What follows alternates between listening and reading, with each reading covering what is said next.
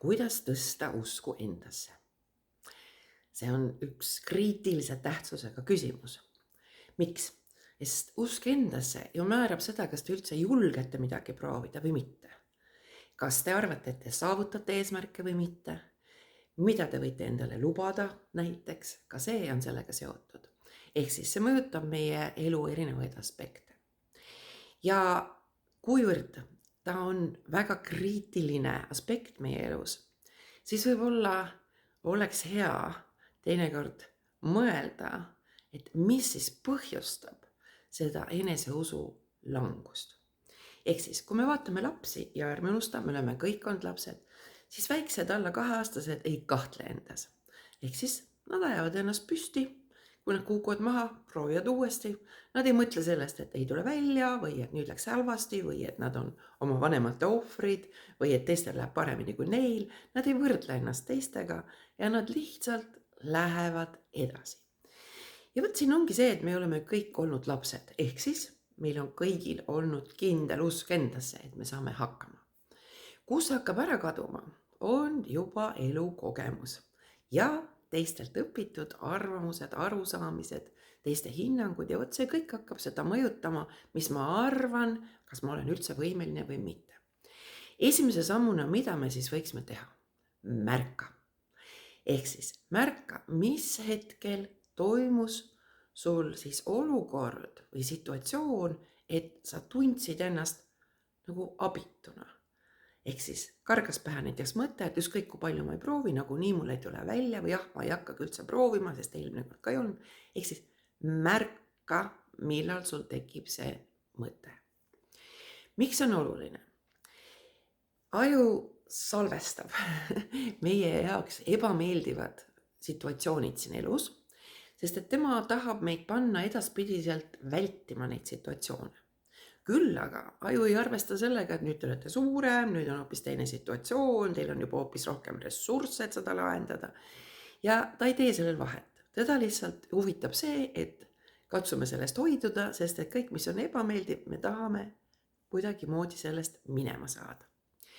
Ja nüüd ongi see, et ta salvestab need ja kui tuleb siis samasugunegi sisend, ehk siis trigger inglise keeles väga hea väljend, siis ta käitub ja vallandab samasuguse põhimõtteliselt neuronite võrgustikku meie ajus, nii nagu tookord kunagi. Niimoodi, et me isegi ei saa aru. Mis ma selle all mõtlen? No mõelge näiteks. Kui te väga hästi teate näiteks, et saiu pole väga hea süüa ja nüüd lähete mööda kohvikust ja äkki korraga tunnete niisugust sisemist tungi, et nüüd peaks minema sinna ja võtma selle koogi või saia, kuigi te ju teate seda, et tegelikult kõht ei ole tühi ja see maksab ka veel midagi ja see pole ka väga kasulik, aga te lähete ja teete seda. Ja võt siin ongi niisugune hea trigger, näiteks sama vaniljelõhn. Ehk siis vanaema või ema kunagi tegi sealt saiu, nii, nüüd see oli turvaline tuttav, see tekitas teis heaolu tunnet, mitte see sai, vaid see, eks ole, et te tundsite ennast hästi nendega koos. Ja nüüd see sama lõhn vallandabki täpselt analoogse reaktsiooni, nii nagu tookord. Ainult, et te ei tee teadlikult vahet, et see on seotud mitte vaniljelõhnaga ega mitte selle kohvikus oleva saiaga, vaid sellega, et teil on turvalisuse tunde vajadusega, te nüüd lähete taga ajama seda, mis tundus tookord heana, et see tunduks veel kord heana.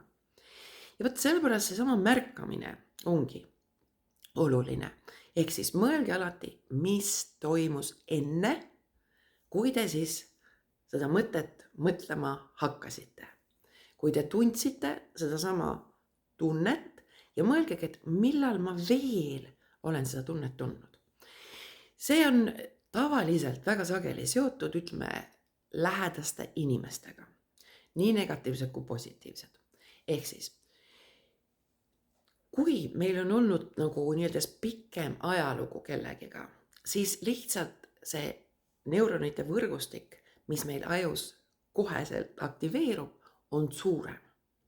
Ja sellepärast võt seesama tunne, mis teist tekib, ehk siis see sensoorne kogemus, võib olla niisugune nagu liiga võimas teie jaoks.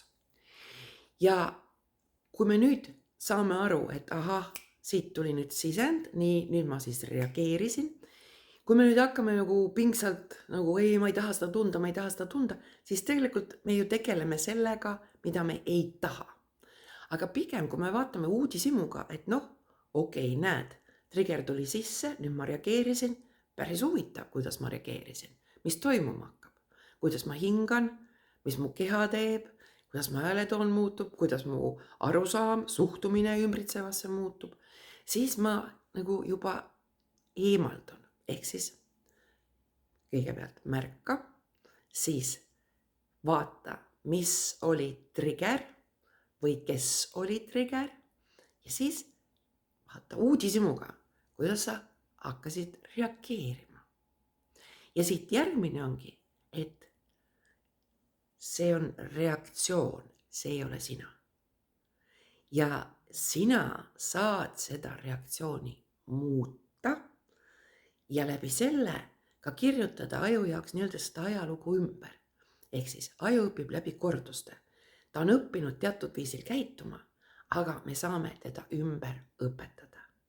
Ja sellest, kuidas teda ümber õpetama hakata, nii-öelda teadlikult, ratsionaalselt lähenedes, räägime me juba järgmises videos.